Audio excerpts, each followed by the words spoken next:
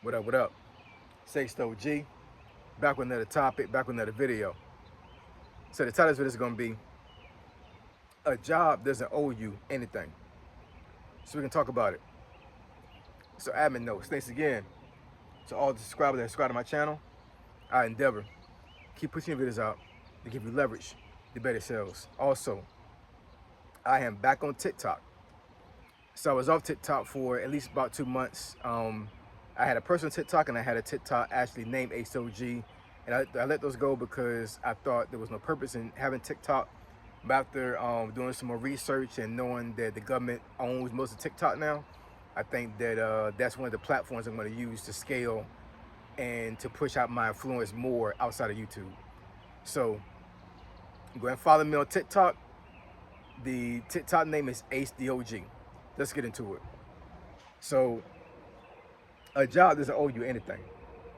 So let me preface this first before folks get technical in the comments and talk about the law and talk about like how certain things are put in place with the law that causes companies to do certain things for their employees. So in a sense, that is a company owing you something or obligated to do something for you, right? So I totally get that. You know what I'm saying? I understand there are laws put in place to prevent workers from being screwed over, right? What I'm talking about is like how these folks on these videos that I've seen on TikTok and Instagram doing rants about how they got let go, fired or whatever, and it's like a sense of entitlement. You know what I'm saying? Like, how dare they fire me? Like I provided all this all this provisioning to this company. I provided all this value to this company.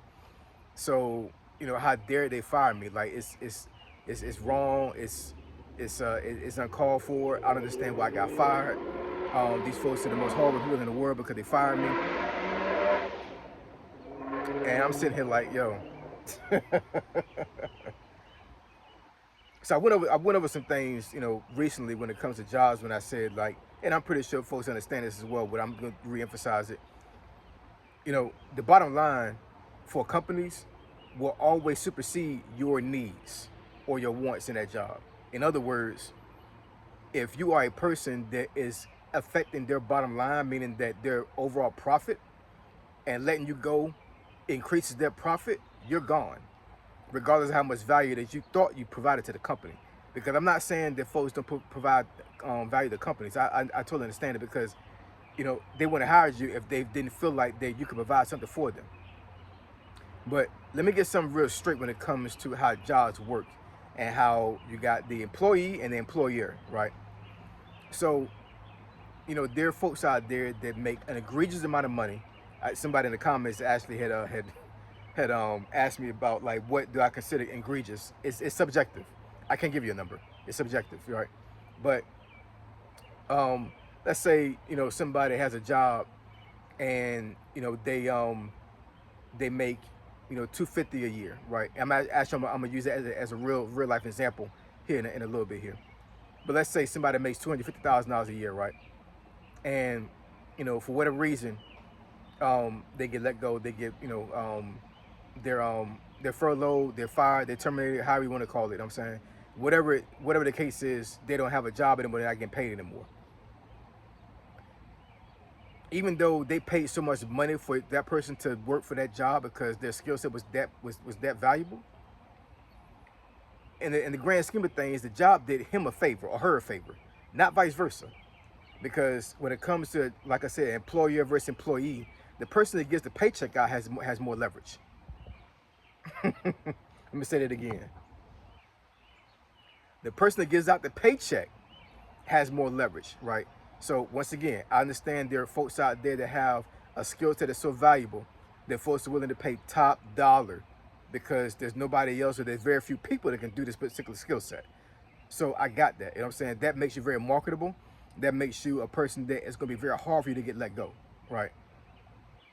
But at the end of the day, you can have a skill set that increases their profit 10 times fold.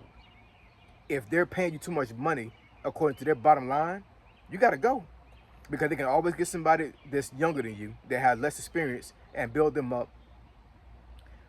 Or they can get somebody that that doesn't have that particular skill set, regardless of age, but they can split those duties up, right? So they don't have to have just one person with all the keys to the castle. If that makes any sense, right? And Gen Xers are experiencing this in real time. There are a lot of Gen Xers out there. They're making a lot of money, and they're getting let go because of bottom line circumstances. Companies not able to pay them anymore, right? Ageism is a big thing too. I made a video about that as well, so check that video out. But I would say for the most part, bottom line profit is really the key factor, because you got to look at, like, has the company been failing when it comes to profits, and are they going to use AI to replace you so they can actually get their profits back up? This is all about money, man. You know what I'm saying? This is not about a feeling. It's not about personal preference. It's not about none of that. It's all about money, right? Because the business is bigger than you. The company is bigger than you. The organization is bigger than you. So in saying that, you should never feel like a job owes you anything. They don't. They don't owe you nothing outside of what the law said they have to give you, right? When it comes to, let's say there's a law in place where they have to give you a severance, or they have to give you like a certain amount of time to keep your medical insurance until you're cut off. You know what I'm saying? So all those things are mandated by law, right? The company is mandated by law to do those things for you. So in essence, I don't even really count those as things that they are considered owed to you, if that makes any sense. You know what I'm saying? Like, basically what I'm trying to say is that if it weren't for the law, you might not get nothing. You know what I'm saying? Those laws were put in place because probably there were a lot of folks that got screwed over by getting let go, or laid off, and it was no fault to them. That's why you got unemployment benefits and all these other things, right? Because the typical worker couldn't make it because they got laid off for whatever reason. It might not have been their fault, and there was nothing in the law put in place to help these folks out. So that's why these things are put out there, right? But I'm telling you right now, left to their own vices, their own devices, if a company didn't have to pay you out, you wouldn't get nothing. If a company didn't have to give you a medical insurance, you wouldn't get nothing at all. Uber, Lyft, and I think a couple of these drive shares at one point was not providing medical insurance. A law came down, I think about 2-3 years ago, when they're obligated to give you an option to get medical insurance from them. And I think dental as well and some other things. You know what I'm saying? But before, when Lyft, Uber, and some of these other platforms came out, they weren't giving out no medical insurance. You was a 1099 worker. You know what I'm saying? So 1099, like, you got to provide your own. No, we're not doing that. But a law was put in place so those workers could actually get medical insurance. I'm not mad at that. You know what I'm saying? That's a good look, because a lot of folks, they literally live off of gig work. They live off of driving for Uber. So for them to actually come out of pocket and not get some type of incentive to get medical insurance, yeah, that's crazy. Because if you're paying for medical insurance outside of your pocket and not through a company, it's almost, yeah, you might as well not work because you can't afford it. Your average American cannot afford medical insurance from that perspective. Now let me go and roll back to the person with the scenario that I gave earlier when I was talking about a person that's making $250 a year and got let go. That really happened. So I got a coworker of mine. Well, he's the ex-coworker of mine from the military. I'm not gonna say his name, obviously. I'm not gonna say what his relationship to me was, for as like what our professional relationship was, right? Because I don't want to give any type of ideas for what this person is, even though you guys don't know him and probably never know him. You know what I'm saying? Anybody coming back to this video, I don't want to like give any type of idea that I'm talking about him, because I really respect him. I've kept in contact with him since I've been out of the Army, so he's a really good friend of mine. He really is. You know what I'm saying? But he just got let go from a job roughly about a month ago, and he's a very intelligent guy. I noticed that when I was in the Army with him. You know what I'm saying? Like, he knows his stuff. He's one of them folks, whatever they're like, off rip, you gonna have to give him 200 grand off rip, because his skill set is that good. And to be honest, I'm not exactly sure exactly what he was getting, because he never gave me the dollar amount, and I mean that's none of my business anyway. You know what I'm saying? But knowing his skill set and knowing the job that he had, I'm saying based off of like looking off of like statistics, he was probably making 250, but I'm not exactly sure what his actual dollar amount was. So in the case, he got let go about a month ago, and I've seen him navigate job loss in real time on social media, as far as like putting posts on LinkedIn.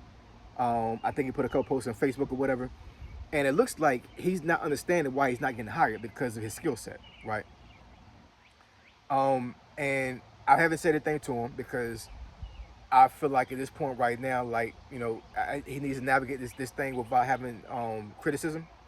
I'm not saying I would give him criticism, but I think the way I would speak to him about the situation, I think he may take it the wrong way. I'm not exactly sure, and I don't want to get into that space because he's a person not working right now. You know what I'm saying? So when you when you try to navigate a person not working, like that could be that could be touchy because this person is thinking about money. They're thinking about how they're gonna pay their bills. You know what I'm saying? So coming at them to a certain degree and try to give advice may not be a good look for them because they're probably not in a very good mental space. I'm recognizing that. So I'm like, once he gets a job and gets stable, then I'll talk to him about it later. You know what I'm saying? But as he's going through this, I'm sitting here like, you know what I'm saying? I've known him for a very long time, and I'm like, I know he's not thinking that the previous job he had owed him anything.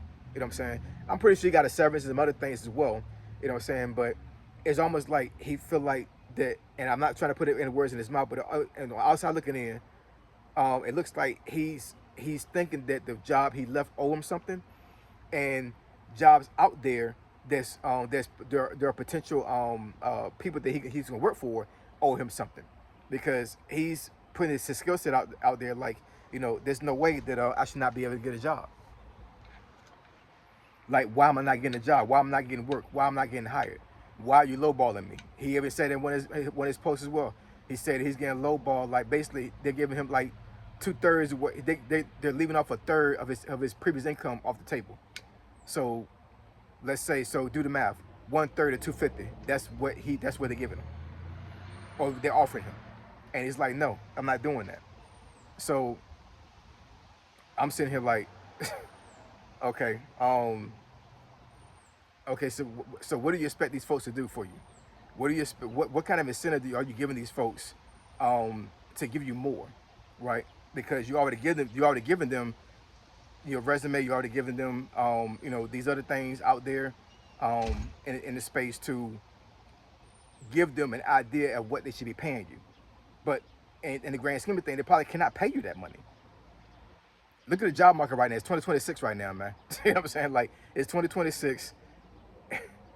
These jobs are not paying like they're paying. You know what I'm saying? So I'm sitting here like, hey, you need to take that job, man.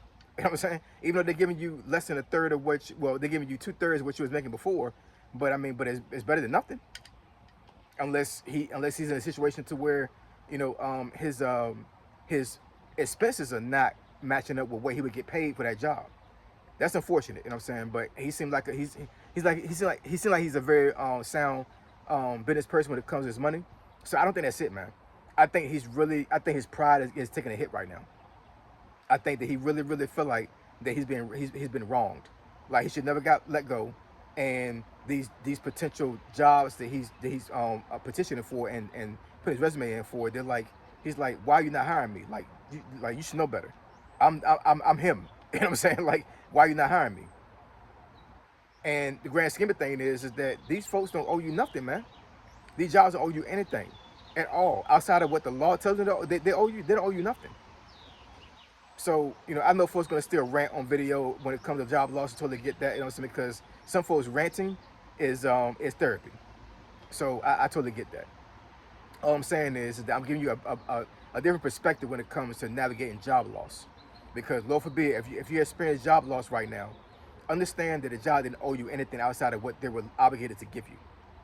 They weren't. You know what I'm saying? It's business.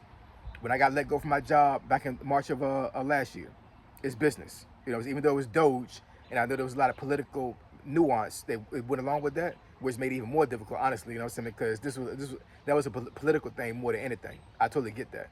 But even in seeing it that way, I understand it's still business. You know what I'm saying? It's still business. It's nothing personal. So when you feel like a job owes you something, just understand that their bottom line was probably being affected, and it might have been your fault at all. You got let go. You know what I'm saying? But understand that that job you had don't owe you anything. They don't. So the job is gone. It's in the past. Move on. All right. So I appreciate y'all. Love y'all. I'll catch y'all next video. Say so G. Signing out. I'm gone.